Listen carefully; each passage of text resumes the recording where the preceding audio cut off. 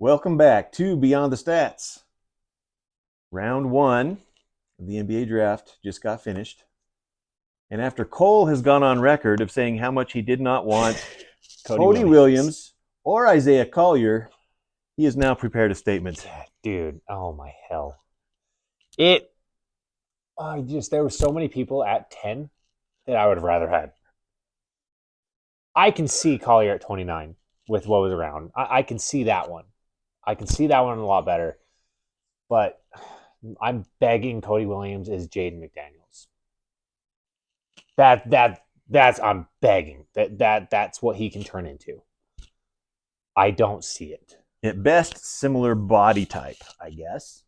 I don't see the defensive chops. Shooter, he's supposedly supposed to be a solid defender, but to me, he looks too slow in side to side to be that kind of defender. And that's my biggest problems with him. I don't think he's quick at all. And that's a problem side to side defensively. That's a problem with any sort of ball handling there because he doesn't have the skills ball handling to make up for that. To me right now, he just seems like a spot up shooter. And when I watched the games from early in the season to late, I saw a difference in confidence, in touch, in kind of ability. A few times get past people, right? You wouldn't claim that he was an electric first step or super quick like that, but that'll be interesting to see. I mean, kind of like last year's draft, I went on record saying I hated the pick of Bryce Sensabaugh, right? But afterwards, I said, he's a Jazz man. I hope that he finishes out being a great player for us and moves on. And I'm sure you feel that way. I'm sure you feel that way because you are a Jazz fan. But it'll be interesting to see. And we get to see him quick, too, right? We get to see him early, July 8th. A week and a half. Right. So very excited for that. We do have a tall, rangy wing, I guess, that we were needing. And so it checks that box. We'll see. To me, he needs a couple of years before he's really physically able to compete and right. play out there. And he's someone who you could see, fans got crazy impatient with Taylor Hendricks not seeing the court. You could see him just thrown in the G League. He could spend the whole year there and never come, besides maybe an injury kind of thing that forces us to call him up. You could see him realistically not touching the court. That very well could happen. I think that pick shows that we are not really impatient with trying to speed up the timeline, right? Right. I think there were some other options there that were more kind of Dalton Connect. Wing scoring, Dalton Connect type that's a little bit more immediate. So we'll see how it pays off. And I mean, they, our coaches and everything got these players in for a workout, so it'll be interesting to see what they saw. Now, at pick 29, Isaiah Collier is somebody who earlier on in the year I had talked about as a prospect that I liked initially at 10. Right. Wondering if he would even fall that far, but he fell quite a bit. His measurables came out that he really wasn't as tall in, the combine when they measured barefoot. I think he was like 6'2.5" barefoot. Yeah. So you're talking about a 6'4", so pretty similar to Keontae George, right in that same range. A little bit more of a powerful body. And the reason why I liked him is because there are a couple of traits that he has that are high level. He's a high level passer already. And he gets into the lane, puts pressure on the rim like a madman. Not as a high efficient shooter. Some decision-making problems as it went along. His season actually finished off going up on a more of a crescendo. But for him to fall at 29, to me, is a very good value, even though it's not a great fit beside Keontae George. And that's my thing is like, I'm not going to sit here and say I don't see his upside offensively. But there is no doubt that offensively he has crazy good upside. The two biggest problems I have with him are his fit next to Keontae. And part of that is the fact that he was one of the worst rated defensive players in all of college basketball. So you're telling me you're going to put him and Keontae on the court. Man, we thought Jordan Clarkson and Keontae George were bad on the court together. That concerns me. And so then you start looking, can you play them together on the court? It's what Will Hardy loves to do, so probably. Starting day one. But we'll find out. You mentioned during the draft. We'll find out in a week and a half. We're going to find out how well that fit is. They're both playing Summer League, right? So we'll see. July 8th. We'll see what happens. I'm hoping we get paired up against a team in the Summer League that has strong guard play for Summer League style play, to see how they handle that together. To see kind of what happens there. But that's my biggest fear with him. I get that he has huge offensive upside, and which is why him at 29, I can make an argument for that. I can see the argument for it. Mm-hmm. He just defensively scares the hell out of me. On that end, what kind of hope can you even ask for? And we've added to, you assume we added to the logjam of guards. You assume that Taylor Horton Tucker has moved on, right? Yeah. Please, Lord. But did I say that loud? We still have, right, Sexton, Clarkson, all these guards that are typically kind of 6'4" and shorter, right? So it makes you think that for sure we're going to move on at least another one. We hope. We didn't last year, but we hope. And then also another thought that comes to mind is, we're going to have a lot of young players in that Summer League team. They said they're playing Kessler, all 3 draft picks from last year. They're playing, I think they said Lofton Jr. and Baisley, right? Probably. And then it looks like we're keeping all 3 picks from this year. At this point, we've got a whole damn squad. That's a whole roster out there. So it'll be fun to see them all, right? And see who's really been working hard in the weight room in the offseason and who comes out with confidence. Right. Man, I'm excited for Summer League to start. And then we got to talk about, we still have 1 pick in the second round, so we have the second pick. Right. And there are some names out there I like. Right? I talked to you when we did our last show about at 29. I would love to see us take Johnny Furphy, who's a wing that's good size, good length, actually more athletic than you'd think. Guard's okay, drives to the hole pretty good. I'd like to see us take either him or Tyler Smith. Tyler Smith is a 6'10", 6'11", kind of power forward / center that can stretch the floor, can shoot. And I'd love for us to have him at kind of our backup center role, assuming we move along Collins, or there's even talk about Kessler moving. But that's what I'd like to see out of our first 2 picks tomorrow. And like I said, it looks like we're keeping all 3. So yeah, and we'll see kind of what happens. There's still very possibility of movement being done tomorrow, movement being done in the free agency. There's still a lot of possibilities and stuff like that. And kind of like you said with Senspot last year, even with the frustration of like, damn, those are not the guys I wanted, it doesn't mean I'm not going to go to that first game and be, that first game suddenly saying, please prove me wrong. Right. Please prove me wrong. Put my foot in my mouth, right? Like, for real. I beg that happens, and that's why Danny Ainge and Justin Zanuck are in the seat that they're in, and I'm here, right? In saying that, you talked about there's a guard jam right now.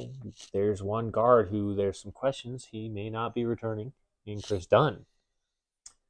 There are some win now teams that can obviously see the value in Chris Dunn, right? We love the guy, and if you have a guard like that can come on the floor, be really strong defensively, and play playoff basketball, right?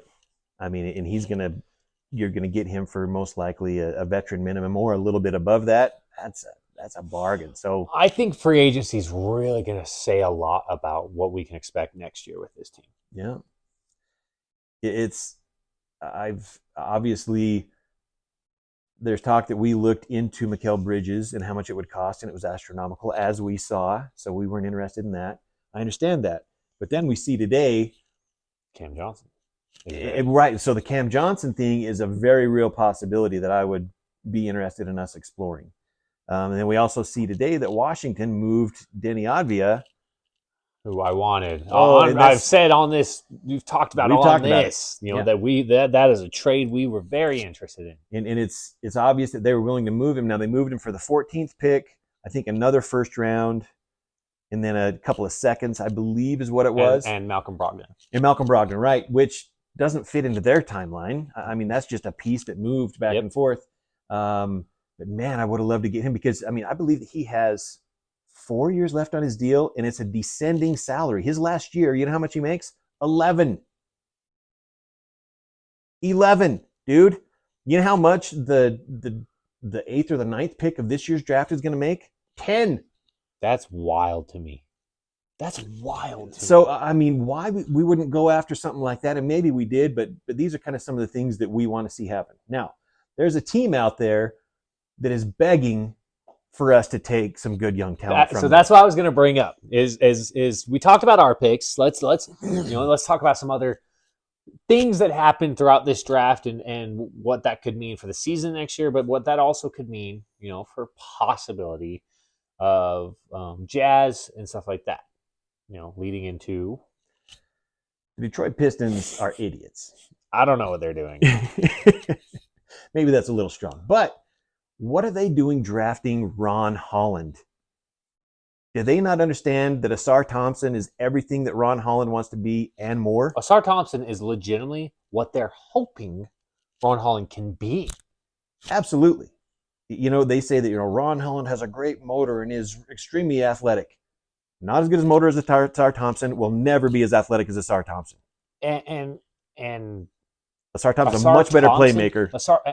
Much better playmaker, and Asar Thompson, arguably right now, if you give him starter minutes, is arguably a top 3 wing defender in basketball right now. Absolutely. So if it's something where they're bringing him in Detroit has replaced their general manager, right, in the last few weeks, and they've fired their coach and they're looking for a new coach. And so it's kind of a situation of they're drafting their own new guys and kind of the old guys from last year. There are some players that have a lot of overlap that I think are available. We're talking about Jaden Ivey, who would be a very strong point guard that would be physical, athletic, and can play some defense next to a type of Keontae George. And if they're wanting to bring in Ron Holland as their boy, we will take Asar Thompson off your hands immediately. And there's a lot of pushback that their fans really are not happy with Jalen Duren because he doesn't play as much defense. Who, at his age and stuff last year, was a monster. Yeah, and so I mean, you can understand a young player kind of being in a situation and having a record number of losses in a row, an NBA record, right? Didn't they set that? I think they did. Yes, they did. Because Kyle Kuzma famously said, "Don't be that team," right. and then proceeded to be a worse team. Yeah, that was funny. You can see how a young player could maybe get a little bit disgruntled and not put forth best effort when it's not a good atmosphere, which it was not. No. They're clearly going to stick with Cade Cunningham, who is a talent. I agree that he's very good.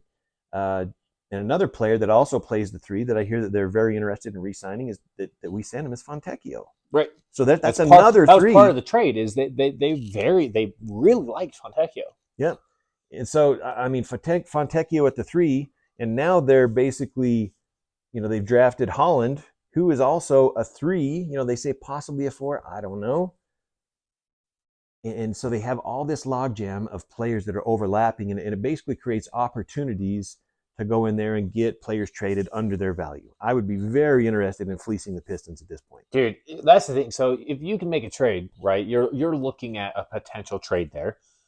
Are you looking at, we talked about it a little bit. Let's say we go after all 3. So Clarkson, Sexton, Collins, Kessler, for Thompson, Jaden Ivey, and Jalen Duren. I'd even throw in a couple of picks. Let's Same. call it a day. So would I, 100%. And I'd do that in a heartbeat. They get some shooting, they get some offense, they get some draft picks. All of a sudden, we get a future. And all of a sudden, we look that's what you've talked about where the Thunder just built this big cumulative young roster. Yep. That gives you that.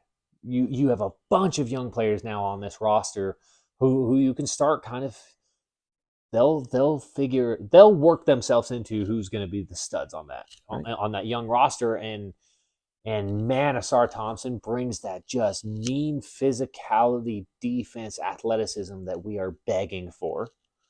Pair him next to Taylor Hendricks. That's a scary defensive wing lineup. And then And we're keeping Lauri Markkanen, damn it. keep Larry Markkinen. You play Jalen Duren at the 5. You coach a little bit of defensive. Hell, it can't be worse than starting John Collins defensively. Yeah. I'll play Asar Thompson at the 2. I'll have Jaden Ivey be my 6 man. I'll freaking do that. Jaden Ivey's your 6 man. You got Keontae George, Asar Thompson, Larry Markkinen, Taylor Hendricks, Jalen Duren. With your bench is Isaiah Collier, Jaden Ivey, Kenny Lofton, Darius Baisley. Like you start looking at a super young, strong, physical team. That starts to give us our base that we can add a couple of veterans to. That all of a sudden we were in the mix, right? 100%. And it's and we're not saying that Jaden Ivey would be a backup. There's a chance that he'd come in and knock out that starting job. But this is the fun part of fans talking about possibility. And it would give Detroit their rim protector, their defensive center they really want. They get Or you bring, and I think, right, you bring Asar Thompson off the bench and pair him with Isaiah Collier, and now all your questions about defense start to just not matter as much because you're playing with him. That was part of what helped them in USC was Bronny James was a solid defender next to him. Yeah, once he started playing, right? Yeah, so you put a strong physical defender next to him, and it makes certain questions like that not matter as much. Yeah. But there's some teams out there that have overlap like this. I mean, shoot, Anthony Simons is another one. Right. That they've got a log jam there, and there's a talent because, that you got to know that their young point guard. How come I'm drawing a blank on last year? Scoot Henderson, the drafting Scoot is their point guard of the future. But man, Anthony is a talent. But there are teams like that have overlap that they can't fully utilize their talent that we should be looking for opportunities to get in there and take advantage of. So. Pistons, we're coming for you. We'd like to. I don't know. Yeah, that was an interesting draft.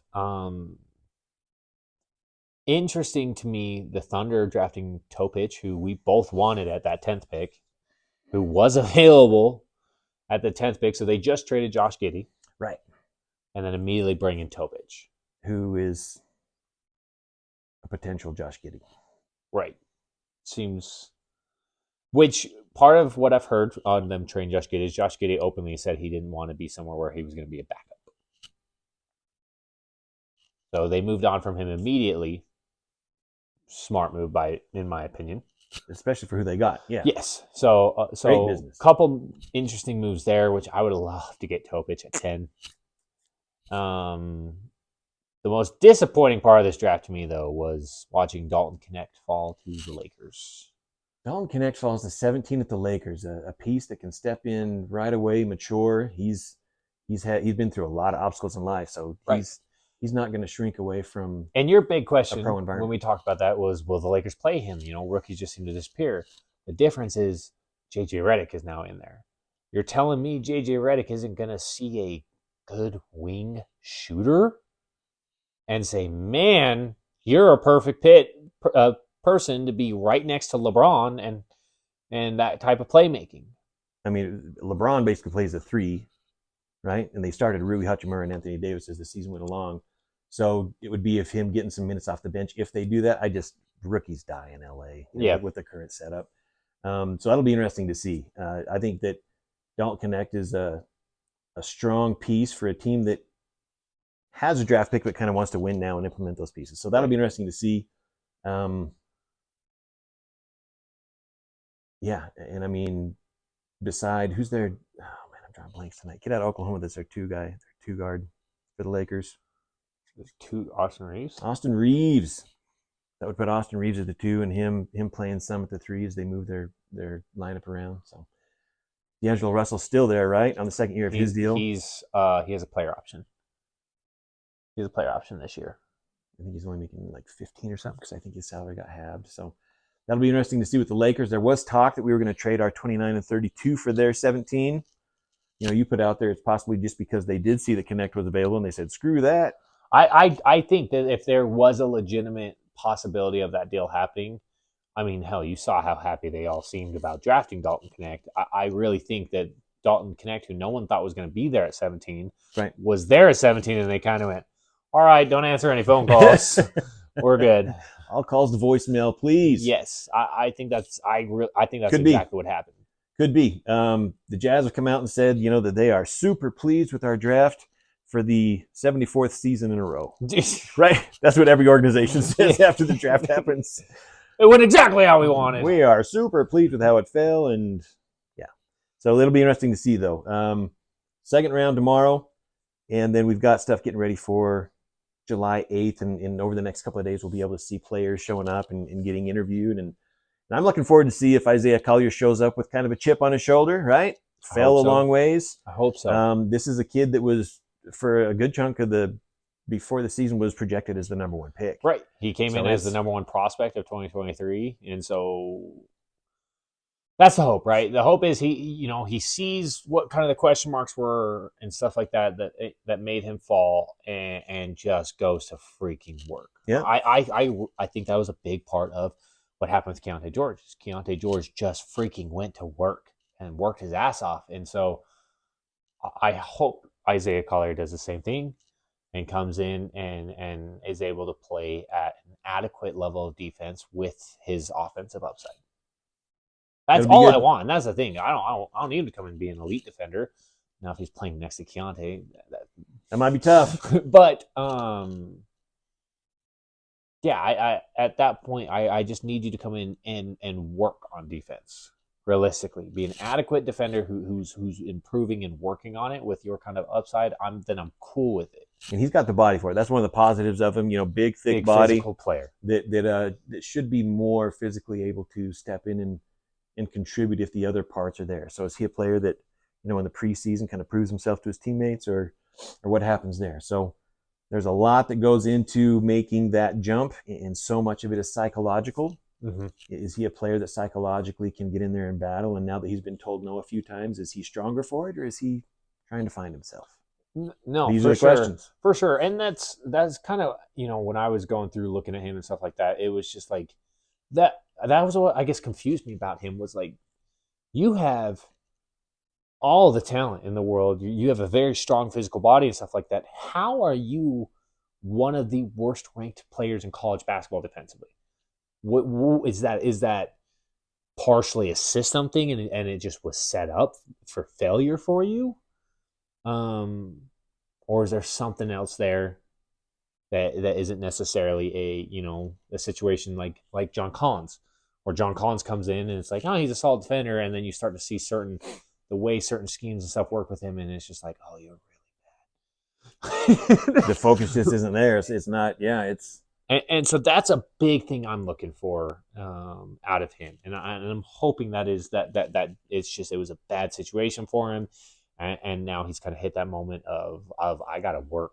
Yeah. And we come in summer league, and by the end of summer league, we're sitting here talking like, damn, I'm excited for this dude. And speaking of defense, one pick before us, Ryan Dunn. The Phoenix Suns take Ryan Dunn after a trade.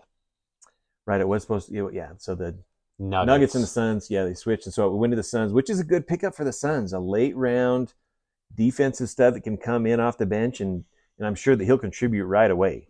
He's a guy on that team who can come in and be on the court with all these stars that they have on that team, and doesn't need the ball in his hand to be an impactful role player. Yep, he's somebody that the other team will leave open, right? As if the ball swings around, they get in half court sets, but that's really not his strength. So that'll be interesting to see. A little bit hurt that we didn't get him, but I wonder if Dunn was still available if our team would have taken him, because we really seem to focus on offense, on our draft picks and what we like, or if we would have got him if our coach would have played him.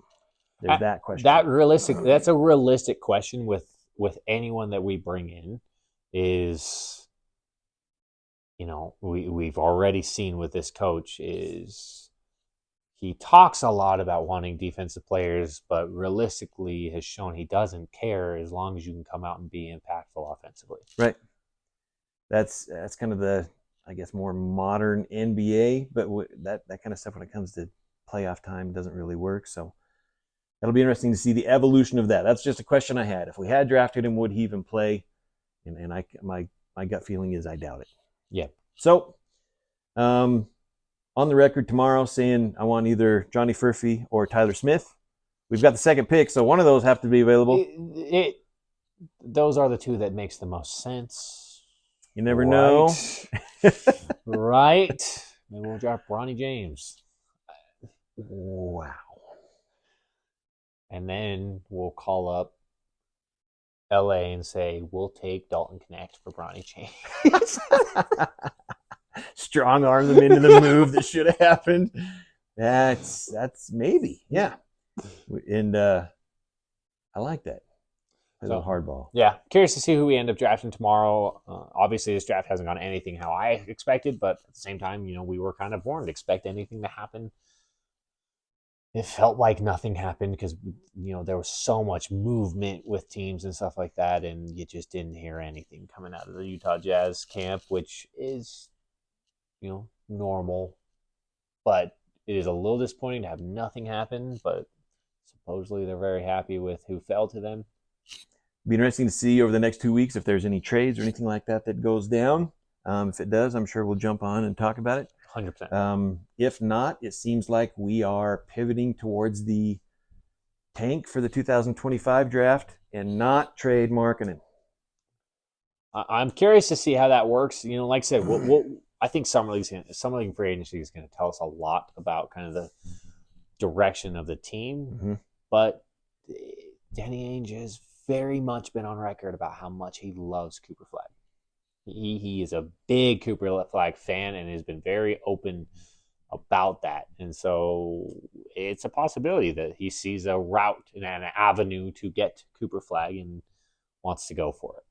And if you get a chance, there's a full game on YouTube that happened in, I think it's early April. It's the Nike Hoop Summit game. And it had it was a Team USA against the world, and had a ton of the players that are going to be in these next two drafts. And it was impressive, the level of speed and skill out there on the floor. One player that I'm really warming up to more and more as I watch him and find out is Traore, a 6'5" point guard out of France, who is amazing. Like I've said, there are at least 5 players that you can build a franchise around. Not saying they're all super duper Wembanyama level, but 5 franchise type players that are available in this next draft.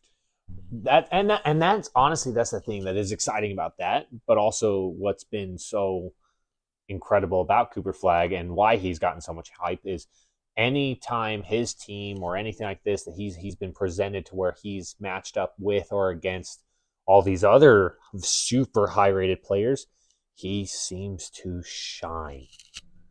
And he's willing to let other players get their touches and play make, and doesn't have to me. And then as the game rounds into shape in the second half, he'll step up, he'll hit buckets, he'll go to the hole, he'll do what it takes. It's kind of showing maturity beyond his years. I'm extremely excited about the college season to see how he plays. I think you get a very similar season to what Banchero had when he was at Duke, except you could very well see that. I see where you're going. Except what you just said, where he seems to have a little bit more of the aggressiveness that Banchero has had to build and work through and stuff like that. He seems to already have that decision making of I need to take over.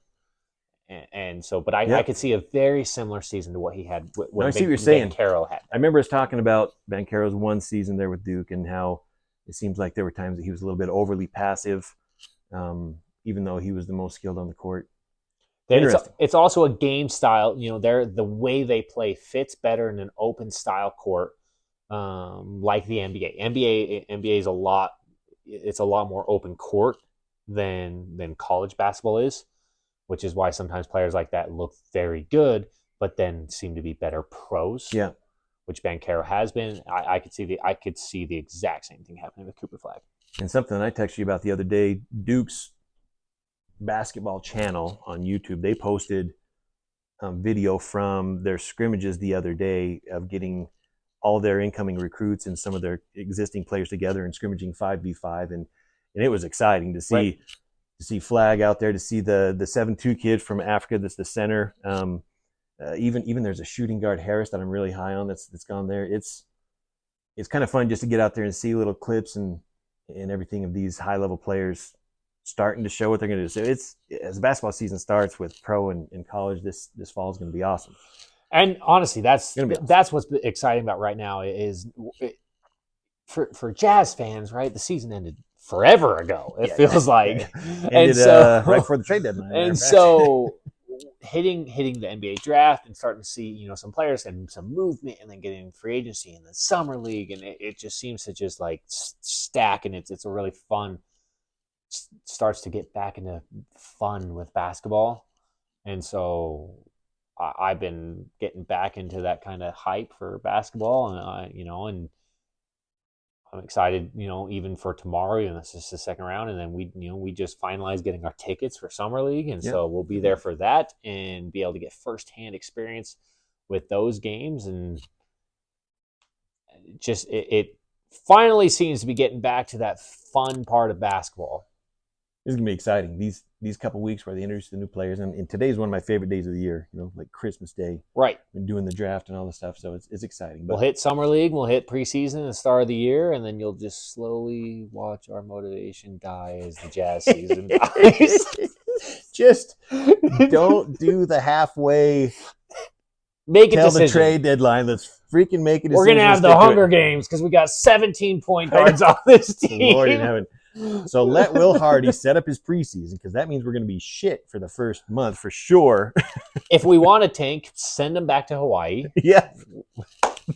Have them dance in a luau. Hunger Games. We're going to be freaking 0-12 no time. It would be perfect. But then don't let him coach and round the team into shape by the trade deadline, because then all of a we'll sudden get they good. figure things out and we start playing well. We'll play ourselves out of this draft pick. Anyways, you can tell that sarcasm is how we deal with some of these things.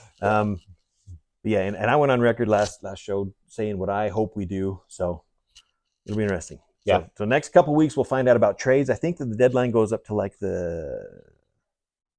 isn't there a deadline that you can sign free agents, or how does that work? What is it that's on the 6th? I'm not prepared on this spot. So I know that you can't officially offer any free agents out there until June 30th, right? That starts that period. You can make offers to your own free agents up until that point. So the 28th is like the moratorium period. So you have 3 days of your own players that you can make. You can officially have offers finalized and stuff like that. And then free agency opens on the 30th, and you have true free agency. And then it's like a week or two that free agency opens, and then there is something there that. I don't know. I don't know if it necessarily stops, because you can go and sign somebody. Feels like at any point. I don't know 100%. I'll have to dig more into that. Yeah, we're not prepared to talk about that. Glad I brought it up. We'll be better to talk about that when free agency is starting. There you go. So that's coming up. And then the Las Vegas Summer League, which was a blast last year, and it's becoming a bigger and bigger event each year. That's going to be cool. I'd love to get out to that. It'd be fun. I'd love to get out to that. Hotter than crap, but that would be fun. So got some things coming up. We can go out and watch Summer League. We can go hit a couple golf courses. It'd be a great time. That would be all right. I'd be down for it. That would be all right. But let us know how you guys felt about the draft. Are you more on how I feel about it, more on how maybe Sean feels about it, or completely different? Yeah, exactly. But let us know how you feel about the draft. We'll see what happens tomorrow. And like I said, you'll start seeing a lot more of us again. We're in this part of the season, in the off season. And so excited about kind of getting the summer league and really starting to see. We can speculate how we feel about players, but once you actually get to see them on an NBA style court, that's when you start to get some answers out there. So let us know what y'all think, and we'll see you tomorrow after tomorrow's draft. We plan on doing something tomorrow. We could. I'm down. Maybe follow up on that. If all else fails, though, we'll see you guys kind of going into free agency and summer league. Thanks, guys.